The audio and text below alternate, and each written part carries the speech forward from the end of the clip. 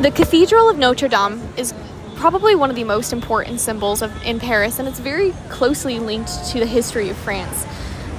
It was built in the 12th and 13th centuries, and this is at a time when Crusaders were going to Santiago de Compostela, which is a major pilgrimage route in Spain, and it moved thousands and thousands of pilgrims, faithful pilgrims, along the roads of Europe.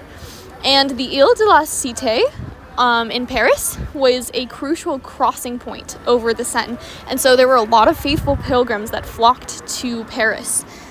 This generated not only commercial activity and offerings, but also the Bishop of Paris at the time decided to undertake the construction of a new and vast cathedral. This cathedral, built to accommodate the faithful who were passing through, quickly became a symbol and model of religious architecture. During the Renaissance, a lot was changed and added to it by Louis XVIII, and also during the French Revolution, Notre Dame fell into disrepair and was damaged quite a bit due to the aggression against religious sentiment.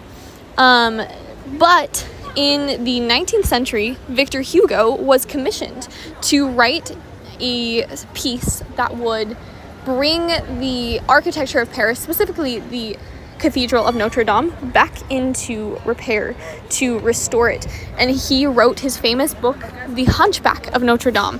This did indeed bring a resurgence of popularity and attention to the architecture of the city of Paris, specifically this cathedral, and it was restored and rebuilt. And in 2019, there was a major fire which destroyed the medieval framework and the spire of the cathedral, and the city of Paris banded together to rebuild and reconstruct this beautiful cathedral. The Notre Dame Cathedral represents a cultural center point in the city of Paris. Many historical events took place here, including the coronation ceremony of Napoleon, in which he famously invited the Pope and placed the crown on his own head. Now, what's especially interesting is that in the 1800s, the Cathedral of Notre Dame had fallen into disrepair, and Victor Hugo famously wrote the novel The Hunchback of Notre Dame. Now, the response of the people, the French people, to this novel was a renewed interest in the Cathedral of Notre Dame, and new renovations ended up taking place. This brings up quite a few questions about the power of storytelling and myth, the power of creation, the power to ignite passion within an audience through a shared cultural narrative. Suddenly, the Cathedral of Notre Dame was no longer just a historical place, but it was a now interwoven cultural identity for the French people. As they read the novel of Victor Hugo, they were able to identify characters who were able to save the cathedral, and they themselves could place themselves into the story in saving the Cathedral of Notre Dame once again. Even now today, there are musical productions of The Hunchback of Notre Dame, even a Disney movie about this story that started from a place of wanting to save an architectural building became something so much more. Now, the question would become, what other things are worth saving in our society?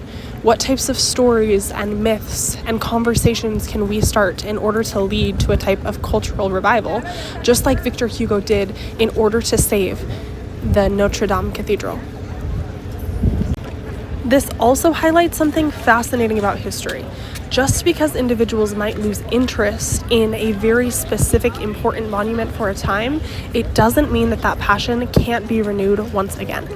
For example, whether it has been hundreds and hundreds of years since the beginning and foundations of America's documents, if the general population loses interest in something like the Constitution or some significant buildings like the White House, it doesn't mean that interest has to be lost forever.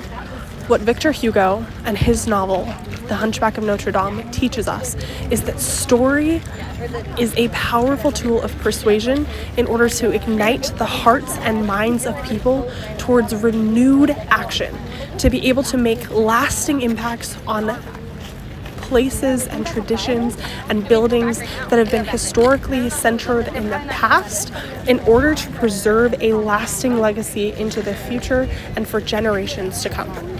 Today, the Notre Dame Cathedral is still central to Parisian culture. Even tonight, July 1st, a new concert is being held in order to honor the legacy of the history of Notre Dame.